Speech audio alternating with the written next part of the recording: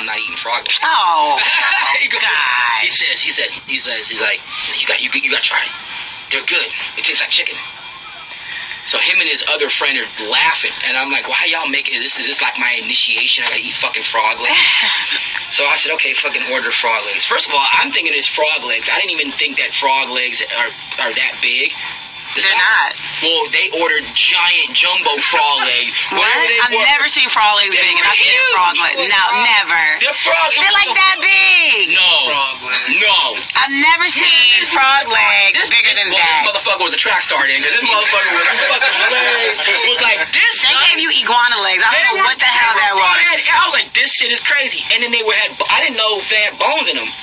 So I ate the fucking frog legs, bro. But they were fried, and they tasted pretty good. Kills frogs that big. Yo, yeah. I mean, if I seen a frog that big, I'd have to kill it. Yeah, well, you'd run. You would not kill it. But I mean, you'd run. Keep it real. But keep it real. You're not even. So I'm gonna get on with him. I'm gonna show y'all. Please don't. What's Mendici timeline? When you coming home? Wait, let me mute. I don't mind. He's moving to a camp. iHeartRadio and Farm between any day now. Between this week and next week. So that's exciting. Insurance will again award $1 millions of dollars in educational grants for teachers through their Thank Teachers program. Yes, nigga. Farmers Insurance believes fried frog leg. He was an Italian, like the guy. Okay, first of all, no, he don't even want to see it. First of all, me to eat this. My nigga, but the guys from the everyone is saying they gave you something different than frog legs. Did you get sick? No, because they're actual frog legs and come. I don't know. I don't know if you ate frog legs, baby boy. Baby boy. Let me see those. No, you probably zoomed into the picture. I can't tell what size those are. New York people always like, y'all ain't do that shit, yo. Yeah, this looks like it's probably small. This don't look like it's big. Oh my God. This is a zoomed in picture. This is a picture he's trying to show me that those are big frog legs. Like, come on now. How am I supposed to tell? Put that next to a human hand so I can really see what's good. You should have showed me that on a plate. Not all zoomed in. It's not even zoomed in. It's so... I can't see the plate. I can't see the table. I need to see it in the circumference of other things. You can't just show me a zoomed in frog leg. Zoomed in. Show me the whole plate. Where's the corn? Where is the spinach? You want a dish? I want to see it on the plate next to other things so I can see how big it is in reference to something else. Oh my God. Here we go. Goodness, you weren't a science major or physics. Yes, I was. Lord have mercy.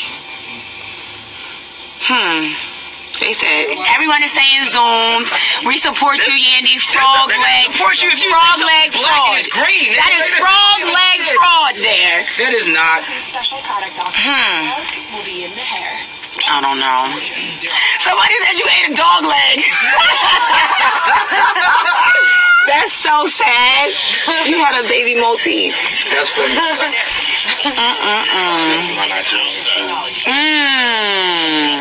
I love.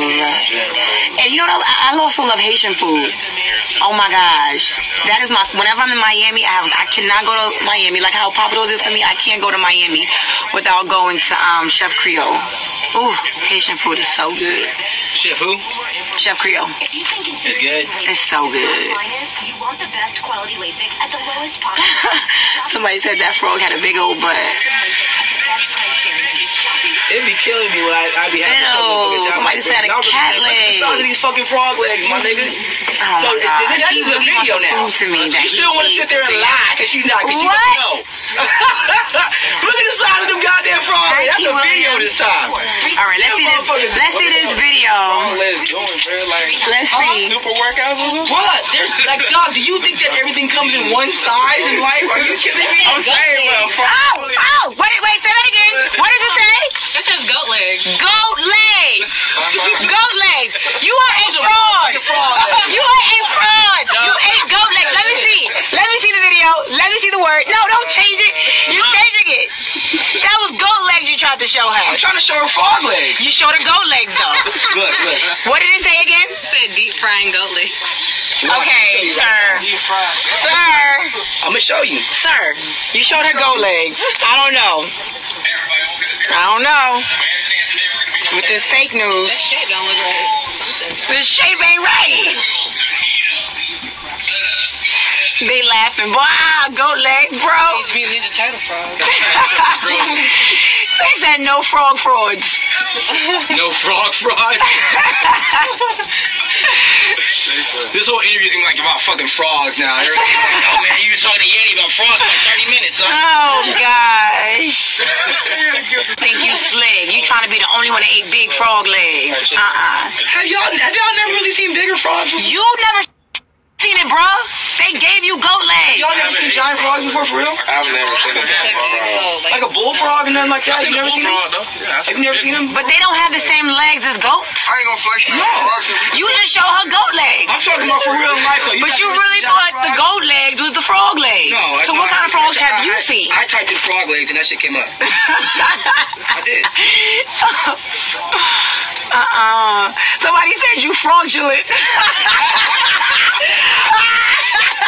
Good actually. Nah, y'all are so funny. You fraudulent. So gross. Definitely in New York. Right. Nah, y'all are hilarious. Oh my gosh, I love y'all. You've been hoodwinked. I have a nigga. I seen them. Oh gosh. Bamboozled. Right, I was frog boozled. Frog boozled. This is yours? This is my book, yeah. Oh shit. Have you guys seen this? Enough of the frog talk. Yeah, we're done with that. Have you seen that? Crazy thing. Oh my gosh. Okay. What up, world, man? You now locked in the galaxy. We went on for like 30 minutes about frogs, bro. So anyway, Oh goodness. Miss Smith. Yes. Miss Yandy Smith. What's up with this book you got as well? Oh my gosh, I'm so excited about this book, and I've had the privilege to talk at many public schools in the city. I'm actually doing something for the mayor's office here in Atlanta with my new book, My Blended Family, and it's great. I'm doing a series of books, and this is the first of a series, hopefully of 12, God willing, and it's to address all of the awkward, difficult topics that you sometimes have to talk to your babies about. Okay. So I am definitely the modern day blended family. Right. And there are certain situations that come up where my son's brothers can't always be there, and I have to explain it to him why they sometimes go with their other mommy, and or their mommy rather, and I wanted to make it a very easy read for little people, and for moms and dads, it's just an easy way to help your child not to feel alone and to understand that this is a new normal for a lot lot of people. Right. Now, what made you come up with this idea, though? Besides my blended family that helped me come up with the idea, right? Real life situations, real life situations. And I went to some of my mentors to ask for advice, like, my son had a birthday party and one of his older brothers weren't able to be there, and he thought the world was over. Oh, wow. And he felt like, he doesn't love me, he's not here. But he had another engagement with his mommy. So I had to explain that to him. So I was like, how many mothers probably deal with this when, there are family, Christmas, birthdays, holidays, but the other sibling is with their other family. So I was like, let me put it in a book so that these children don't feel alone when they go through this. Wow. And it really helped my son with that. So that helped him out, though? Yeah, absolutely. So now you're making this transition all the way down to GA. So you said it's going to be going back and forth. How much time do you plan on spending out here, though? 6 month thing? Well, for the summer, I'll be out here because I'm doing the boot camp in my office out here with the artists. Okay. And then I'm probably going to shoot a show in New York this coming summer, fall. So I gotta shoot a show. So I gotta go, back and forth. Okay. Yeah. And now what entails a Yandy's boot camp? So because we have this huge rehearsal studio at our space, if you're going to be an artist with us, well, probably aside from Jewels, we want you to, of course, be physically fit.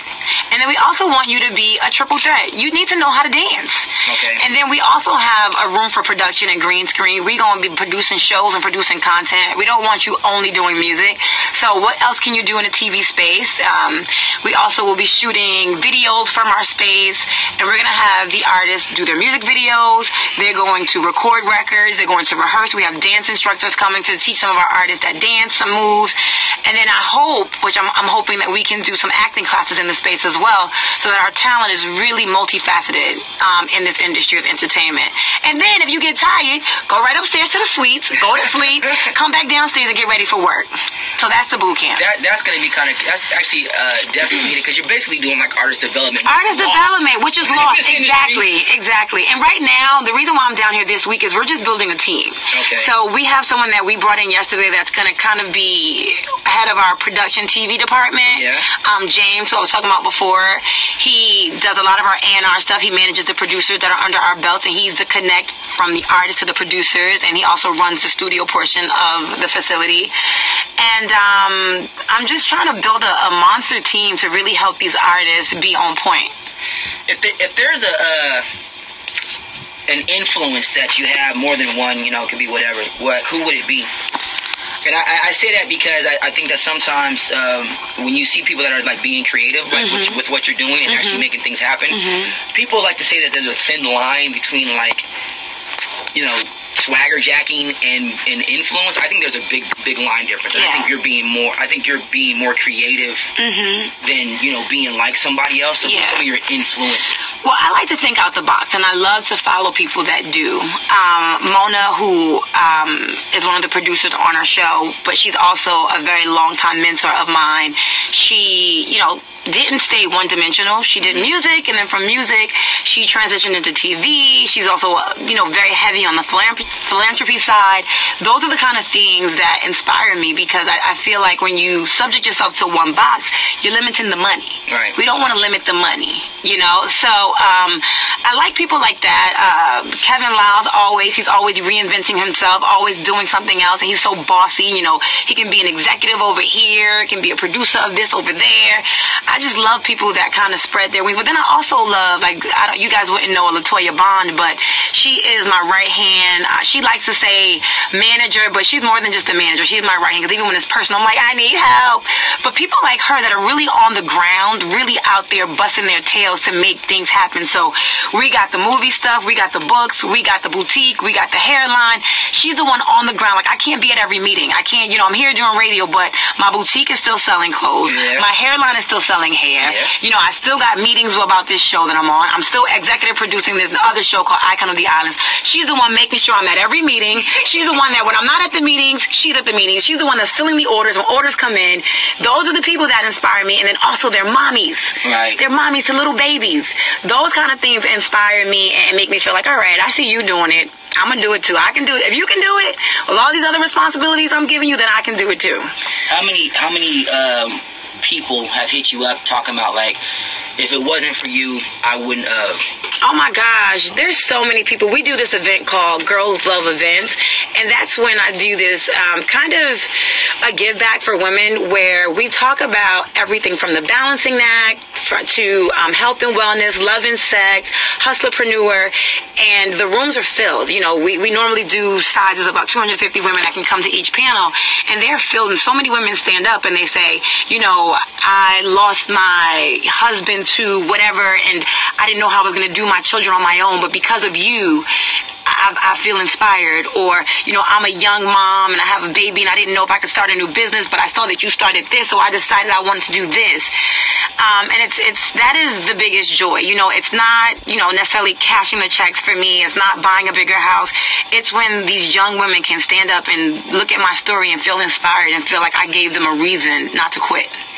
I want to say something to you that I don't say to a lot of people, because I'm kind of a dick. Oh my goodness. I'm comfortable with that. You know what I'm saying? Can we say that on the radio? We did today. So listen. No, but for real, I like to say that there's a difference between, I don't like dealing with people who are hungry in the industry. My reason is because when you deal with someone who's hungry, like, yo, I'm hungry.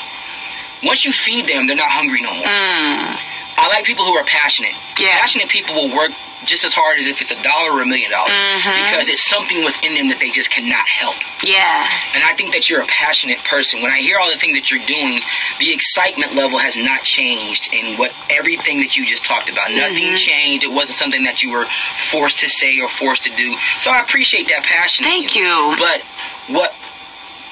how do you navigate between the hunger and the passionate of people that you have to deal with? For me, I feel like when I reach a goal, it's like a depressing day because I'm like, oh my gosh, I got to do something else. Right. I did that. I checked that box. Right. So in dealing with life and dealing with work, I never really feel like I've accomplished.